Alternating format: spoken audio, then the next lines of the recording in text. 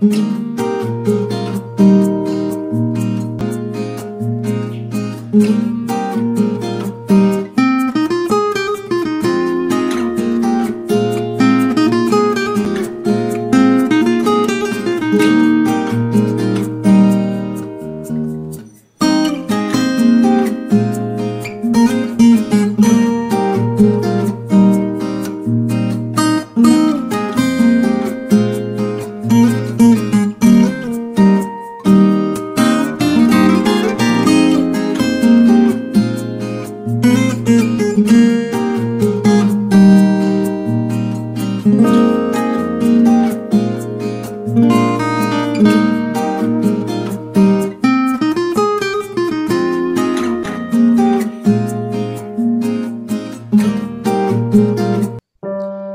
Morning বন্ধুরা, এখন বাজে সকাল 8টা আর আমি তোমাদের সামনে হাজির হয়ে গেছি ব্ল্যাক টি নিয়ে।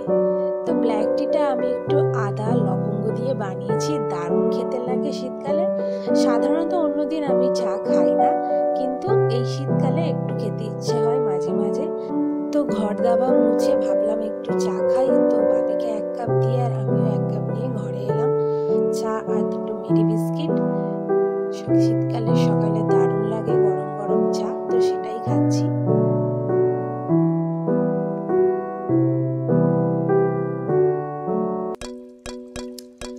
এখন বন্ধুরা তোমরা দেখতে পাচ্ছ স্নান টান সেরে ছাদে চলে এসেছি, আর ছাদে জামা কাপড় মেলে দিচ্ছি। আমার যাও কিছু জামা কাপড় কেচে রেখেছিল আর আমিও কিছু কেচেছি, তো সমস্ত জামা কাপড় আমি ভাড়াতে মেলে দিচ্ছি।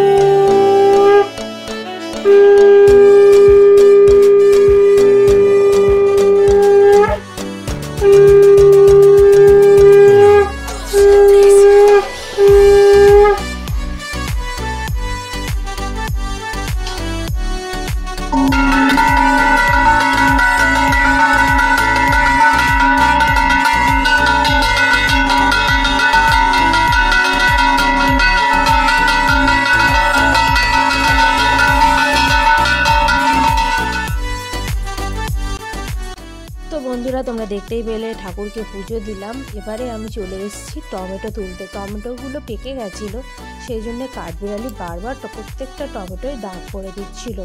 তো ভাবলাম যে টমেটোগুলো তুলে নিই গাছ থেকে। আর নিজস্ব গাছের টমেটোর টেস্টই আলাদা। তো দেখতেই পাচ্ছ তোমরা কতগুলো টমেটো হয়েছে। Hi friends, welcome back to my channel. আমি মধুশ্রী চলে এসেছি তোমাদের সামনে নতুন একটা ব্লগ নিয়ে। আমি তো খুব ভালো আছি, আর তোমরা কেমন আছো অবশ্যই আমাকে কমেন্ট করে জানিও। তো আজকের ব্লগটা প্রথম থেকে তোমাদের সাথে কোনো কথা বলতে পারিনি, এই সবেমাত্র তোমাদের সাথে কথা বলা স্টার্ট করেছি। সকাল থেকে অনেক কাজের মধ্যে তোমাদের সাথে কথা বলার সময় হয়নি। তো তোমরা দেখতেই পেলে সকাল থেকে স্নান টান সেরে পুজো দিলাম। তো এবার রান্নাঘরে যাব, আমার যা রান্না বসিয়ে দিয়েছে, চলো তোমাদেরকে দেখাই কি রান্না হচ্ছে আজকে আমাদের। বন্ধুরা আমি এখন রান্নাঘরে চলে এসেছি, আর আমার যা এখন রান্না করছে ফুলকপি আর পালং শাক দিয়ে শিং মাছের ঝোল। এটা একটা ঝাল ছাড়া ঝোল, যেহেতু আমাদের ভাগনা রয়েছে, ও ঝাল খায় না, ওই জন্য একটু ঝাল ছাড়া ঝোল হচ্ছে খুশি আর আমাদের ভাগনার জন্য।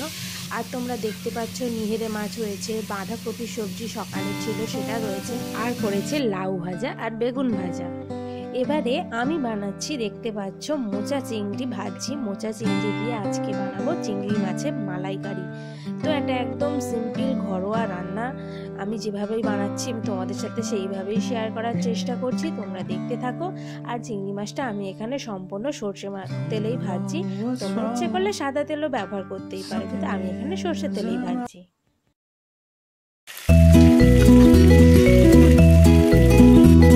এদিকে আলু, পেঁয়াজ, টমেটো, কাঁচা লঙ্কা কেটে নিয়ে মা এদিকে পোস্ত কেটে রেখেছে। এদিকে নারকেলের দুধটা, মা নারকেলটাকে পুড়ে নারকেলের গরম জলে নারকেল কোড়াটাকে ভালো করে ফুটিয়ে নারকেলটাকে চেপে নারকেলের দুধটা বের করে দেবো। গরম জলে নারকেল কোড়াটা দিয়ে নারকেলের দুধটা বের করতে নারকেলটা থেকে সবটা নারকেলের দুধ ভালোভাবে বের হয়ে যায়। চিংড়ি মাছগুলো খুব বেশি ভাজবো না, হালকা করে ভেজে নামিয়ে নেবো।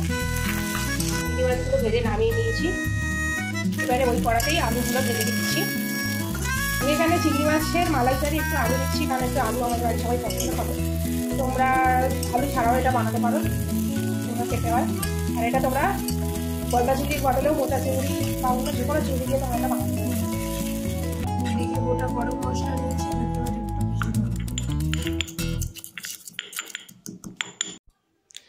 আলুটা তুলে নিয়ে ওই কড়াতে আরেকটু তেল দিয়ে, তেলটা গরম হলে দিয়ে দিলাম তেজপাতা, একটু গোটা জিরে, আর দিয়ে দিলাম ওই পিষে রাখা গোটা গরম মশলাগুলো দিয়ে তার মধ্যে দিয়ে দিচ্ছি পেঁয়াজ কুচানো। আমি এখানে পেঁয়াজ কুচানোই ব্যবহার করছি, তোমরা এখানে পেঁয়াজ বাটাও অনেকে ব্যবহার করে, তোমরাও করতে পারো। আর পেঁয়াজটা এইভাবে হাই ফ্লেমে একটু ভেজে নিয়ে তারপরে ঢাকা দিয়ে একটু লো ফ্লেমে রাখলে দেখতে পাচ্ছ একদম পেঁয়াজটা মজে গেছে, এরকমভাবে মজে যাবে। তো এতে কোনো অসুবিধা হয় না, আর আমার এরকম গোটা গোটা পেঁয়াজ দিয়েই, মানে কুচানো পেঁয়াজ দিয়েই খেতে ভালো লাগে। তো এতে এবার দুটো বড় সাইজের টমেটো কুচানো দিয়ে দিলাম। টমেটো কুচানো দিয়ে আবারও এটাকে ভালো করে আমি নেড়ে নিচ্ছি। এবারে এর মধ্যে দিয়ে দিচ্ছি নুন। নুনটা একটু আগে দিলাম, নুন দিলে টমেটোগুলো তাড়াতাড়ি মজে যায় আর ভালোভাবে মশলার সাথে মিশে যায়। তো দেখতেই পাচ্ছ টমেটোটা একদম আমার মিক্সড হয়ে গেছে। এবারে এর মধ্যে আমি দিয়ে দিলাম হাফ চামচ আদা বাটা আর হাফ চামচ রসুন বাটা দিয়ে আর একটু কষিয়ে নিয়ে এবারে এর মধ্যে পরিমাণ মতো হলুদ গুঁড়ো, লঙ্কা গুঁড়ো আর একটু জিরে গুঁড়ো দিয়ে তার মধ্যে দিয়ে দিলাম 4-5টা কাঁচা লঙ্কা চেরা আর পোস্ত বেটে রাখা, সেই বাটা পোস্তটা দিয়ে আর একটু ভালো করে এটাকে আমি কষিয়ে নিচ্ছি। এবার এর মধ্যে ভেজে রাখা আলু আর চিংড়ি মাছগুলো দিয়ে দিচ্ছি, দিয়ে আরেকটু কষিয়ে নিচ্ছি। এবারে এর মধ্যে যে নারকেলের দুধটা রেডি করে রেখেছিলাম সেইটা দিয়ে দিচ্ছি। তো এবারে এটাকে ঢাকনা দিয়ে ঢেকে দেবো কিছুক্ষণের জন্য, 2 থেকে 3 মিনিটের জন্য ঢেকে দেবো ঢাকনা দিয়ে। তো ঢাকনা খুলে দেখতেই পাচ্ছ একদম তরকারি আমার রেডি হয়ে গেছে। এবার একটু আমি এখানে মেথি পাতা দিয়ে দিলাম, কসুরি মেথি একটু ওপর দিয়ে ছড়িয়ে আর একটু নেড়ে ছেড়ে এবারে এর মধ্যে দিয়ে দেবো একটু গরম মশলা গুঁড়ো, তোমরা ইচ্ছে করলে নাও দিতে পারো, কিন্তু দিলে একটু ফ্লেভার হবে। আর দিয়ে দেবো একটু ঘি দারুণ সেন্টের জন্য। তো এবার সব শেষে এর মধ্যে আমি দিয়ে দিচ্ছি ধনিয়া পাতা, আমাদের গাছের ধনিয়া পাতা, তোমরা সবাই জানো। আর ফ্লেমটা অফ করে ধনিয়া পাতা দিয়ে তো আজকের মতো আমার একদম চিংড়ি মাছের মালাইকারি রেডি।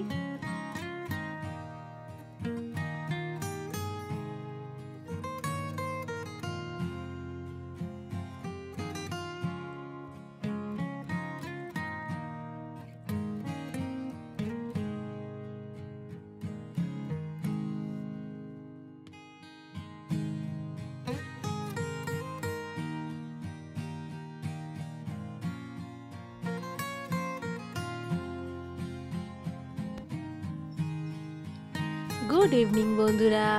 তো তোমরা দেখতে পাচ্ছ সন্ধেবেলা মশলা মুড়ি মাখছি। এই শীতকালে আমার এই মশলা মুড়িটা দারুণ লাগে সন্ধেবেলা, একটু বিট নুন আর একটু ভাজা জিরে গুঁড়ো দিয়ে। এবার সমস্ত রকম ভেজিটেবল ধরো টমেটো, মটরশুঁটি, শসা, পেঁয়াজকালি সব কিছু বন্ধুরা মাখলে দারুণ লাগে তোমাদের সামনে আবার। তো মুড়ির সাথে নিয়ে নিয়েছি একটু চানাচুর আর নিয়েছি ধনিয়া পাতার আচার, যেটা বানিয়ে রেখেছিলাম আমি, ধনিয়া পাতার আচার। তো এই শীতকালে ধনিয়া পাতার আচার আর একটু চানাচুর দিয়ে এই মশলা মুড়িটা আমার দারুণ লাগে।